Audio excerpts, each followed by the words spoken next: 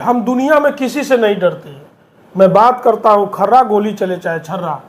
शायद मेरा जो विचार है, मेरी जो लड़ाई है, मैं तो बार बार कहता हूँ कि हमारी लड़ाई तो सिर्फ अंधेरों से है, हवा बेवजह हमारे खिलाफ है। मेरा मकसद है कि जितनी हत्याएं हुई इसी सरकार में बैठे मुख्यमंत्री जी या मुख्यमंत्री जी अपने स्वजाती लोगों के लिए, मैं खुल के कहना चाहता हूं, हमको कोई गुरेज नहीं है, अपने स्वजातियों को करोड़ों की मुआवजा और उस पीड़ित परिवार को नौकरी, और जो अपराधी है अपराधियों के घर पे बुलडोजर, उनके ऊपर कानूनी कार्रवाई, उनके ऊपर encounter, half encounter, full encounter तक कर दिए। लेकिन वहीं अगर राजभर समाज की हत्या हुई और वो सरकार में बैठे मुख्यमंत्री के स्वजाती हैं, चाहे चितौना कांड हो, चाहे फयाराम राजभर का कांड हो, चाहे करेमुआ का हो जो डॉक्टर सचिन की हत्या हुई, चाहे पंकज राजभर की हत्या हुई त्रिलोचन महादेव में हुई, अभिषेक राजभर की हुई, चिलबिला में फत्ते राजभर की हुई, ऊंच गांव में जो है कि रोहनिया विधानसभा में साधु राजभर की हुई, तमाम ऐसी बड़ी बड़ी हत्याएं हुई। लेकिन कहीं हमारे समाज के नेताओं की, जो हमारे समाज के कैबिनेट मिनिस्टर हैं, जो सरकार में बैठे लोग हैं, इनकी जुबान तक नहीं खुली। दोस्तों नमस्कार। इस वक्त हम हैं दिल्ली में और हमारे साथ में जो शख्स देख रहे हैं किसी परिचय के मोहताज नहीं है, ब्रजेश राजभर जी, जो कि जफराबाद पूर्व विधायक प्रत्याशी रहे हैं। और आइए हम बातचीत करेंगे जिस तरीके से आज आए दिन घटनाएं घटते रही हैं और बनारस के गमापुर की घटना घटी। आइए हम उसके बारे में विस्तृत जानकारी लेंगे, आखिरकार क्या उसका अपडेट है। आइए हम पूरी विस्तृत जानकारी करेंगे। सर स्वागत है आपका, और क्या कहेंगे इस मामले को लेकर के? बहुत बहुत धन्यवाद आपका, आपके सभी सम्मानित दर्शकों को भी धन्यवाद है। आज हम लोग दिल्ली में हैं और बैठे थे, जैसे हमारे साथ समाज सेवी हैं सिकंदर भाई, बहुत समाज के लिए जो है कि बढ़ चढ़ के हिस्सा भी लेते थे। तो कहीं ना कहीं आज हमको लगा कि यार भाई, पहले जो जिस वेग से, जिस तेज़ी से हम लोग समाज के लिए तत्पर रहते थे, लड़ते थे, सुख दुख में खड़े हो जाते थे, आर्थिक मदद की टीम खड़ी हो जाती थी, आज कहीं ना कहीं वो नहीं दिख रहा है। तो इसलिए हमने भाई से भी बात किया कि आइए बैठते हैं, कुछ बातचीत किया जाए कि आखिर समाज का क्या होगा, समाज किस दिशा में जा रहा है। कहीं न कहीं समाज में इतनी जहर घुले जा रहे हैं अपने राजनीतिक लाभ के लिए, जहरीले भाषण, उत्तेजना वाला भाषण, जिसे कि अपने समाज को उत्तेजना नहीं, चेतना की ज़रूरत है जी। और हमारे जो नेता हैं, जो सरकार में बैठे हैं, मिनिस्टर लोग हैं, ये अपने निजी स्वार्थ और लाभ के चक्कर में कहीं न कहीं समाज को गर्त में ले जा रहे हैं और समाज की बलि दे रहे हैं। क्योंकि आज जो जहर घोला जा रहा है, राजभर बनाम ठाकुर, राजभर बनाम ब्राह्मण, राजभर बनाम यादव, राजभर बनाम बिंद, राजभर बनाम विश्वकर्मा, ये सारी जातियों में जहर घोला जा रहा है। कुछ देर के लिए मंत्री मिनिस्टर को उसका लाभ मिल रहा है क्योंकि वो सरकार में है, सरकार की सुरक्षा और प्रोटोकॉल में है, लेकिन समाज को कोई सुरक्षा और प्रोटोकॉल तो है नहीं। समाज में अभी मैं बता दूं आपको कि लगभग एक साल में 2 से ढाई दर्जन हत्याएं हो चुकी हैं जी, और कहीं न्याय नहीं मिला। मैं इस चैनल के माध्यम से समाज के सम्मानित महानुभावों से मैं अपील करना चाहता हूं कि जो जेन्युइन मुद्दे हैं, शायद मेरा जो विचार है, मेरी जो लड़ाई है, मैं तो बार बार कहता हूं कि हमारी लड़ाई तो सिर्फ अंधेरों से है, हवा बेवजह हमारे खिलाफ है। मैं समाज का भला चाहता हूं, समाज अन्याय अत्याचार से कैसे उभरेगा, कैसे उनको निजात मिलेगी, हमारी सोच, हमारी विचारधारा इस पर है। अगर भाई कोई ले रहा है निजी तरीके से, वो अलग विषय है, उनकी विचारधारा है। लेकिन जो मेरा मकसद है कि जितनी हत्याएं हुई इसी सरकार में बैठे मुख्यमंत्री जी या मुख्यमंत्री जी अपने स्वजाती लोगों के लिए, मैं खुल के कहना चाहता हूं, हमको कोई गुरेज नहीं है, अपने स्वजातियों को करोड़ों की मुआवजा और उस पीड़ित परिवार को नौकरी, और जो अपराधी है अपराधियों के घर पे बुलडोजर, उनके ऊपर कानूनी कार्रवाई, उनके ऊपर encounter, half encounter, full encounter तक कर दिए। लेकिन वहीं अगर राजभर समाज की हत्या हुई और वो सरकार में बैठे मुख्यमंत्री के स्वजाती हैं, चाहे चितौना कांड हो, चाहे फयाराम राजभर का कांड हो, चाहे करेमुआ का हो, जो डॉक्टर सचिन की हत्या हुई, चाहे पंकज राजभर की हत्या हुई, त्रिलोचन महादेव में हुई, अभिषेक राजभर की हुई, चिलबिला में फत्ते राजभर की हुई, ऊंच गांव में जो है कि रोहनिया विधानसभा में साधु राजभर की हुई, तमाम ऐसी बड़ी बड़ी हत्याएं हुई। लेकिन कहीं हमारे समाज के नेताओं की, जो हमारे समाज के कैबिनेट मिनिस्टर हैं, जो सरकार में बैठे लोग हैं, इनकी जुबान तक नहीं खुली। क्या कारण है? मतलब कुछ दबाव है उनके ऊपर, या फिर वो लोग समाज की लड़ाई लड़ना नहीं चाहते? कारण इसमें यह है कि वो अपने निजी स्वार्थ और निजी लाभ के लिए, जहां से भारतीय जनता पार्टी जो उनको स्क्रिप्ट लिख के दे रही है, उस स्क्रिप्ट के आधार पे वो अपना काम कर रहे हैं। वो समाज हित में और देश हित में, प्रदेश हित में या अपने विधानसभा के हित में कोई काम नहीं कर रहे हैं। वो स्क्रिप्ट पे काम कर रहे हैं कि जिससे उनका स्वयं का लाभ हो सके। समाज गर्त में जाए, समाज मरे, चाहे कुछ भी हो जाए। मैं तो आपको बता देना चाहता हूँ कि तमाम हत्याएं हुई। आपके अबलेशपुर में बुलडोजर चला, जिस बुलडोजर की कार्रवाई होती है, जो कि ये कैबिनेट मिनिस्टर जो हमारे समाज के हैं, उनके रिश्तेदार हैं, रिलेटिव हैं। ये 10 बार वो लोग गए, वो लेटर पैड विधिवत लिख कर देते हैं। जब आप कैबिनेट में हो और आपकी सुनवाई एक नगर आयुक्त नहीं करता है, आपके लेटर पैड का कोई अहमियत नहीं है, वो फाड़ के फेंक दिया और बुलडोजर चल गया, उनको खदेड़ दिया गया। वो तो आंदोलन किया गया, समाज के जो लोग थे, और तमाम बड़े आंदोलन किए गए, धरना प्रदर्शन किया गया, बुलडोजर की कार्रवाई रुकी भी।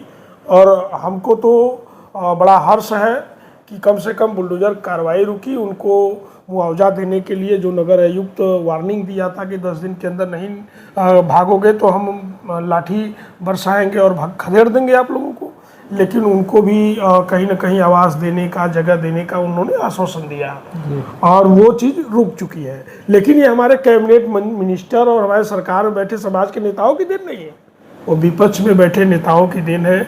कहीं न कहीं तमाम लोग आंदोलन किए तो उसका देन है कि वो बच गया। तो हमको तो इस बात का गर्व है कि आज सरकार में बैठे लोग जो कार्य नहीं कर पा रहे हैं, जो विपक्ष में हैं, हम लोगों की टीम के साथ है, चाहे डॉक्टर सुभाष जी हों, ब्रजेश राजभर हो, तमाम ऐसे बड़े बड़े जो समाज सेवी हैं, वो लोग आते हैं, हम लोग आंदोलन करते हैं, हक की मांग करते हैं और न्याय मिलता है। तो आए दिन जो घटनाएं घट रही है, आखिरकार ये जो घटनाओं का रीजन है क्या है? घटनाओं का रीजन सीधे सीधे मैं बता देना चाहता हूँ कि जो हमारे नेता है, जो सत्ता में सरकार में है, उनके जहरीले भाषणों की देन है। वो उत्तेजना वाला भाषण देते हैं। अभी तो 20 दिन पहले का भाषण है, हमारे मंत्री जी ने बड़ा भाषण दिया है कि हम दुनिया में किसी से नहीं डरते। मैं बात करता हूँ खर्रा गोली चले चाहे छर्रा। मैं तो इस चैनल के माध्यम से नेताजी और उनके लोगों से अपील करता हूँ हाथ जोड़ करके कि अगर जरा सा भी आपके अंदर रहम हो, ओछी मानसिकता राजनीति में मत करिए, जरा सा भी रहम हो तो आप घमापुर वाला कांड को देखिए। घमापुर वाले कांड में, और मैं आपको बता देना चाहता हूँ कि जो प्रताड़ना मुगलों और अंग्रेजों ने नहीं किया, आज 2 महीने से हम मानते हैं मनीष सिंह की हत्या हुई, 2 लोग, 4 लोग, 6 लोग दोषी होंगे, पूरा गांव दोषी नहीं ना है। आज पूरा गांव खाली है, पूरा गांव दहशत में जी रहा है। अभी तो मैं कल की ताज़ी खबर आपको बता रहा हूं कि 2 महिलाओं को भी जो है कि पुलिस उठा ले गई। और महिला क्या महिला अपराधी हैं?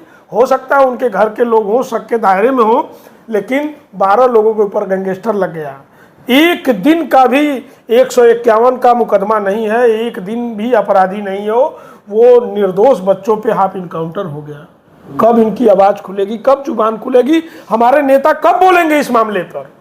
मैं तो आपके चैनल के माध्यम से हाथ जोड़ करके अपील कर रहा हूं कि थोड़ा सा भी रहम बाकी है तो आप सरकार में हो, आपको मुख्यमंत्री जो है बंगाल चुनाव के बाद अपने हाथों से लड्डू निकाल के दे रहे हैं, इसका मतलब कि इतना प्रेम है आपसे। आप प्रधानमंत्री के चहेते हो, मुख्यमंत्री के चहेते हो, आप डिप्टी सीएम ब्रजेश पाठक जी के चहेते हो, केशव प्रसाद मौर्य के चहेते हो, तो आप इतने करीबी हो तो अपने समाज को न्याय दिलाने में पीछे क्यों हो? आप इतनी बड़ी बड़ी बात, इतनी बड़ी बड़ी भाषण, आज चुनाव आ गया 2027 का, खूब चैनलों पे खूब चल रहा है, दबा के स्टिंग ऑपरेशन भी चला। कि आप 34-35 सीटों पे तैयारी चल रही है और वहाँ प्रभारी बनाए जा रहे हैं, सीटों को बेचने और खरीदने का स्टिंग ऑपरेशन भी चल गया कि 10 करोड़ 15 करोड़ में आप बेचते हैं, और जाहिर सी बात है आपने हर बार बेचा है, उसका प्रमाण है, उसका स्टिंग ऑपरेशन भी हुआ है, और आपके बेटे ने तो अभी कबूल भी किया, और इतना बड़ा उन्होंने बता दिया कि 900 करोड़ इनको ऑफर मिल रहा था और इन्होंने ठुकरा दिया।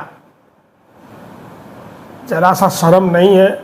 मैं तो बार बार ये कहना चाहता हूँ समाज के सम्मानित महानुभावों से, पढ़े लिखे बुद्धिजीवी से, अगर जो समाज के भला चाहते हैं, मैं आप लोगों से अपील करना चाहता हूँ कि अब भी समय है एकजुट और संगठित होकर के, दलगत विचारधारा से ऊपर उठ करके, क्योंकि अब नेता किसी काम के नहीं, नेता तो अपने स्वार्थ अपने लाभ के लिए काम कर रहे हैं। कम से कम अपने बारी का इंतजार मत करिए कि कल सिकंदर भाई की बारी आए तो वो चिल्लाए, ब्रिजेश की बारी आए तो संतोष की बारी आए तो वो, बारी का इंतजार मत करिए, अभी भी वक्त है। हाथ जोड़ करके निवेदन है कि एकजुट और संगठित होकर के, दलगत विचारधारा से ऊपर उठ करके, ऊंच नीच की भावना को खत्म करके अपनी लड़ाई को स्वयं लड़ने की जरूरत है।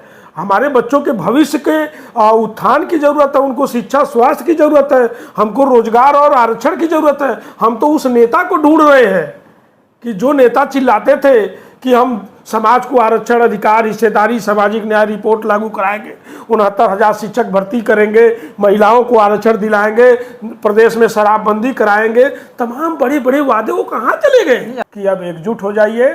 और मैं एक शहर के माध्यम से कहना चाहूँगा कि तूफानों से नज़र मिलाओ, सैलाबों पे वार करो, मल्लाहों का चक्कर छोड़ो, समाज के ठेकेदारों का चक्कर छोड़ो, अब खुद तैर के दरिया पार करो।